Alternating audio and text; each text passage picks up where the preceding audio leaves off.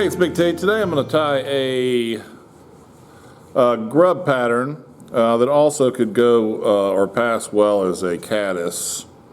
And what we're going to start out with in the vise, we've got a size 12 curved nymph hook. And then we also have a 3.3 millimeter glossy black tungsten countersunk bead. I'm going to take some uni-stretch in green.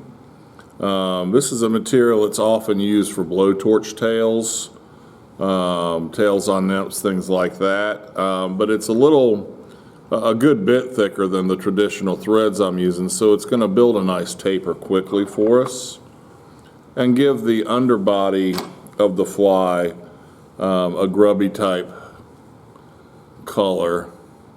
We're going to wrap that straight back and touching consecutive turns right to the hook where it starts to bend back towards the point in that area and create a small ball right there. And that's something we're going to hit with some UV glue, or UV resin rather, just to create a little hot point, little trigger for the fish. Next material we're going to tie in is this Kylie's nymph skins in a natural latex. And what I've done is I've taken my scissors and I've cut that into a triangle at the point.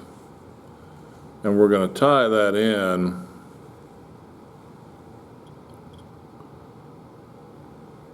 so that we just pick up the very point of that where we're not creating any real bulk back there.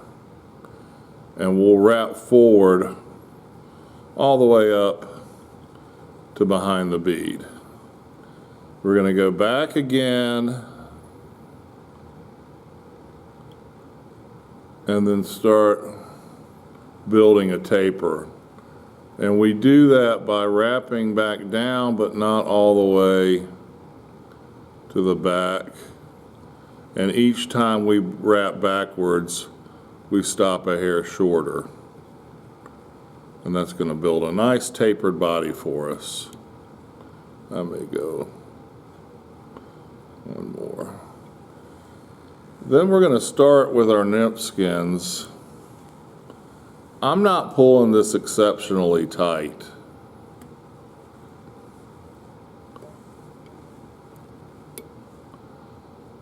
Because the tighter you get it, the more translucent in essence you're going to make it, and the thinner you're going to make it from a width standpoint as well. And I want these to overlap with a little bit of space. It's harder to see on camera, but it's going to create a natural rib effect as we take this up the hook shank. Now on this last one, I am going to start a couple wraps behind and one in front. We'll go two in front. I am going to start to stretch that so that when we trim it off, we don't have any material sticking out there. At this point, I'm going to go ahead and whip finish, and I don't want to make too many turns. Just a 2-turn whip, something to get that in there. I don't want to build any more bulk than I have to right there. Before I start with, we're going to come in with some Simperfly, and this is their 12-aught thread. I've really been impressed with their products. Their threads are pretty solid. Really strong for the size. And we're going to tie that in and get our thread started. I've got some Saman fine peacock dubbing in black. This is a dubbing that if you don't have, you need to buy. It's absolutely phenomenal. And I'm just going to take a small little clump of it, and what we're going to do,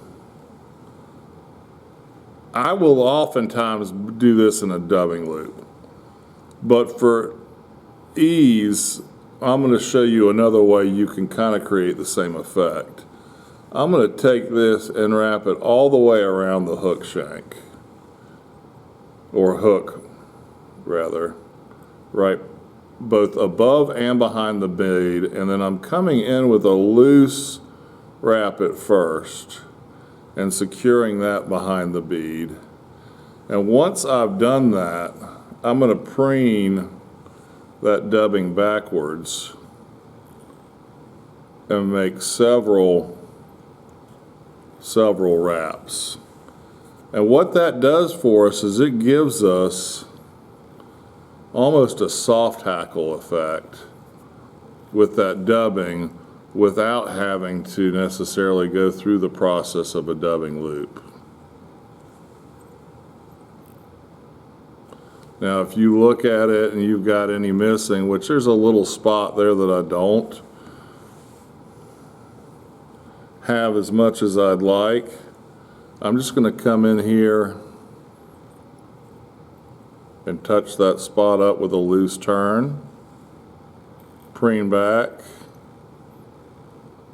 But you want to start out, less is going to be more on that, and then we'll pick that out.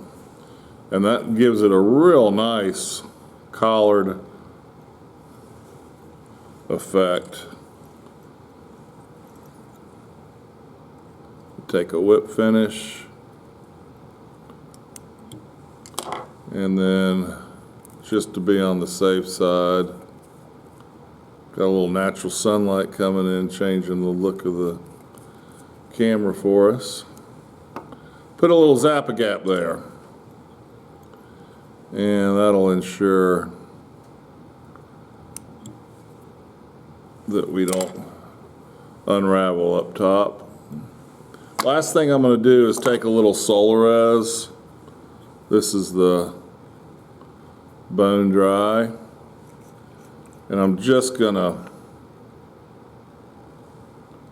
barely pop this little back bulb that we made to create a little trigger point. Also could possibly represent a little egg sac back there. And hit that real quick. That gives it a nice little effect, but that's it. Good little bug that's going to fish well when caddis are present.